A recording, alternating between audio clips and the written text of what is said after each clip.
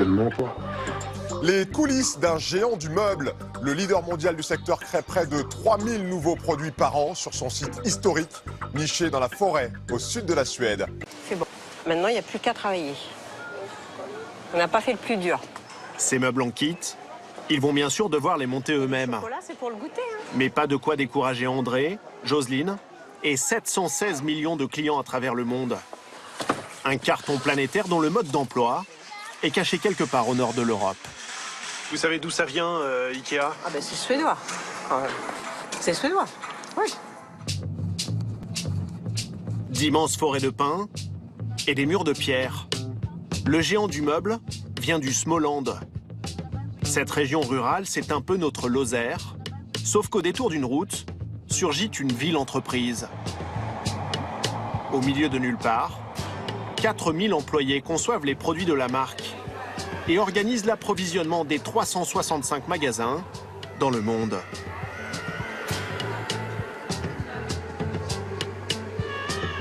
L'ambiance est studieuse.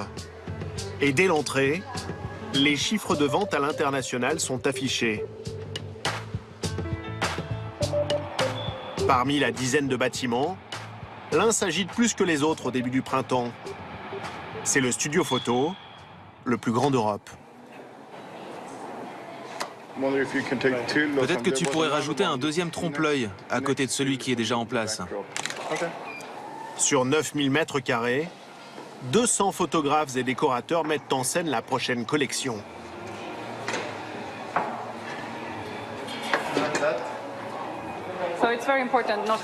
S'il vous plaît, ne filmez pas cette pièce, parce que nos clients du Japon ne seraient pas contents. Quelle pièce, vous dites? Cette pièce que nous installons là est pour le catalogue japonais. Donc c'est important de ne pas la montrer, car ce serait dommage de la dévoiler trop tôt. C'est un endroit très secret, hein? Ce ne sera plus secret cet été, mais jusque-là, oui, c'est très secret. Ces décors que nous ne pouvons pas filmer, ils seront dans le catalogue qui sortira en août prochain.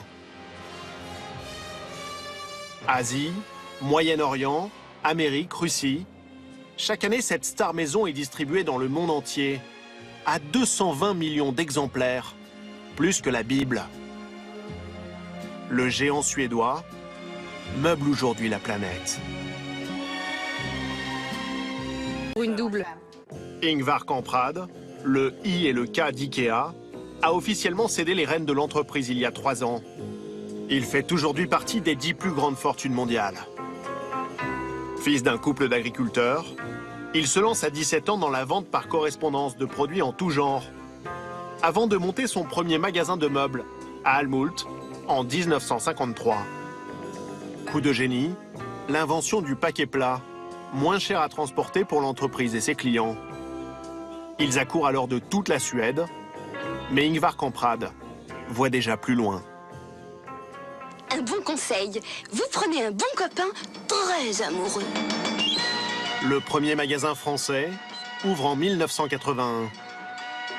Aujourd'hui, la marque est présente dans 47 pays et certains de ses meubles envahissent littéralement la planète. Parfois lancé il y a plus de 30 ans, ces valeurs sûres continuent à assurer l'incroyable succès du géant suédois et une bonne partie de son chiffre d'affaires annuel de 30 milliards d'euros.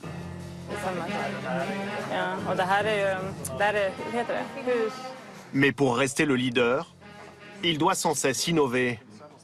Dernière tendance chez les designers, la high-tech. Cette zone aurait été un endroit inutile pour n'importe quelle lampe de bureau. Mais ici, vous allez pouvoir charger votre portable pendant que vous travaillez ou que vous faites autre chose. Il faut juste que la lampe soit branchée et votre téléphone va se mettre en charge sans aucun câble. Une recharge par induction qui fonctionnera avec tous les smartphones. Là, la zone de charge est sur cette croix. Et on l'a aussi sur cette table de chevet.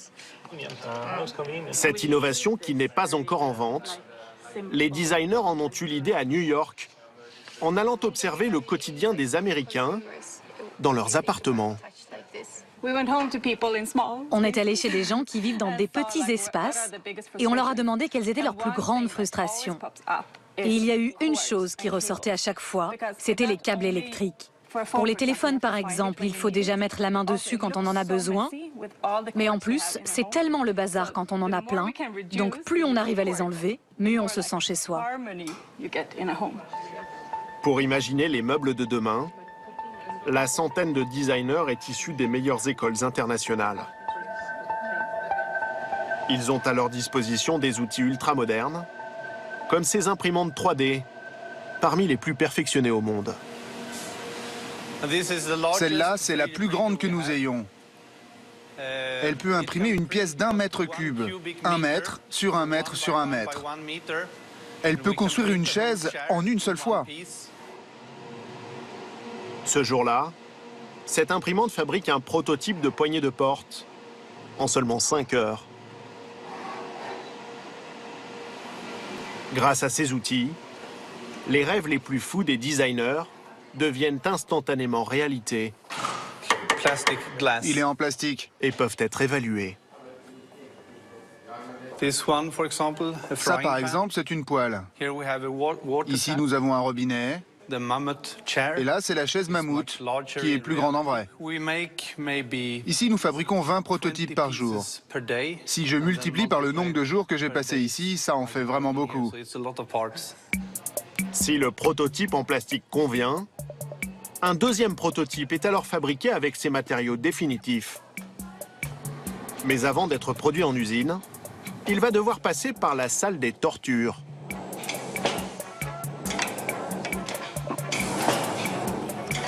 Ces tests de résistance servent à identifier les faiblesses des meubles en projet pour améliorer leur longévité. 20 000 ouvertures pour ce tiroir. Des pressions de 130 kg sur ce canapé. Ou 5000 cycles pour ces toilettes. Si la glu est mauvaise, ça peut casser là. Vous voyez, le bois est collé. On teste aussi la résistance des charnières. En tout, la mise au point d'un nouveau produit prend entre 1 et 3 ans. Chaque année, le géant suédois renouvelle ainsi 20 à 30% de sa gamme, soit 3000 nouvelles références. Tous ces nouveaux produits ont été conçus selon un principe défini par Ingvar Kamprad, devenu une règle d'or, le design démocratique. N'importe qui peut vendre des meubles bon marché, mais ce n'est pas ce que nous souhaitons faire. Nous voulons proposer des produits beaux, fonctionnels, de bonne qualité, construits de façon durable pour un prix accessible. Pour que ce beau discours soit suivi des faits, il faut pouvoir compter sur l'inventivité des équipes, leur énergie créatrice. Et à défaut de salaire mirobolant, l'entreprise propose un cadre de travail plutôt stimulant.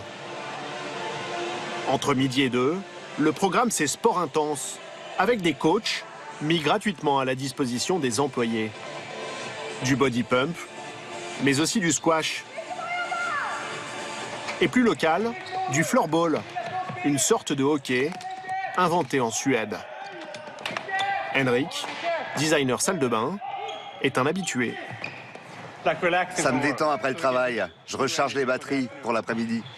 Ça vous fait du bien? Oui, totalement. Plus inattendu, il est même possible de danser après le déjeuner avec le DJ maison ou de venir avec son bébé.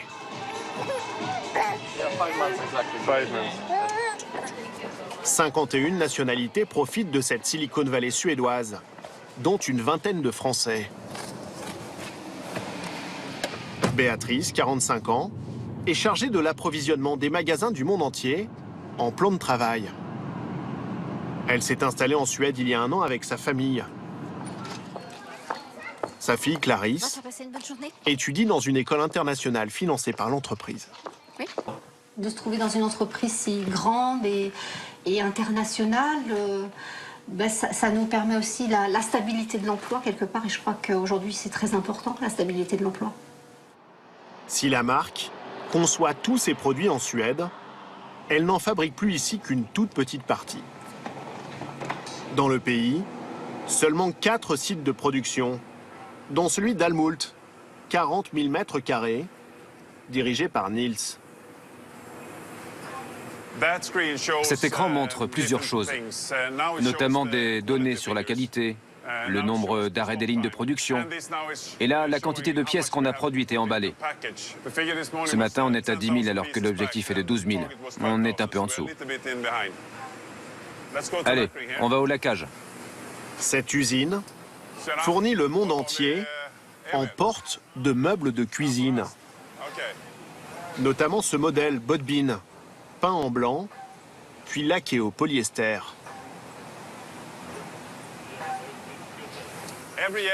Chaque année, nous faisons 2 millions de portes comme celle-là. C'est un gros succès pour nous.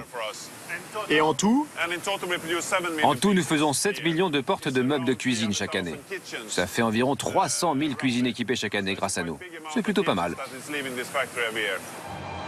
Ces volumes astronomiques permettent aux Suédois de compresser ces coûts de production. Ici, 50 000 tonnes de bois sont transformées chaque année. Les portes sont découpées, peintes et emballées de manière totalement automatisée. Au packaging, 3 opérateurs suffisent. Ils réparent les pannes et contrôlent la qualité du produit fini. Ici, le coût du travail est élevé. Il faut qu'on soit très productif. Si vous prenez nos usines au Portugal, les ouvriers sont 4 à 5 fois moins chers que chez nous. Le groupe produit maintenant majoritairement au Portugal, en Pologne, en Russie. En tout, 44 usines. Mais en fait, 90% de sa production est assurée par une myriade de sous-traitants. Voilà le résultat final. C'est ce que nous allons envoyer dans les magasins. Ces cartons vont d'abord rejoindre de gigantesques entrepôts. Celui-là fournit les 32 magasins de toute la Scandinavie. «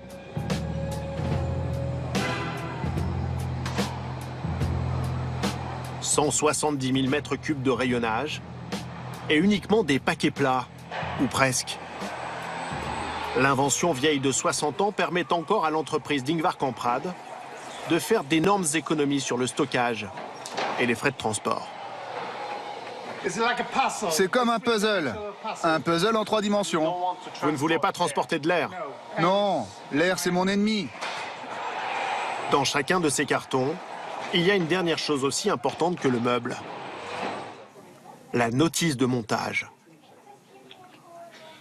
Ici, une dizaine de designers en conçoivent environ 2000 chaque année. Pour David, le défi c'est d'être clair pour l'humanité entière. Comme on est présent partout dans le monde, on essaie de communiquer autant que possible sans aucun texte. Ici, par exemple, on utilise un doigt pointé pour indiquer à quoi il faut faire très attention.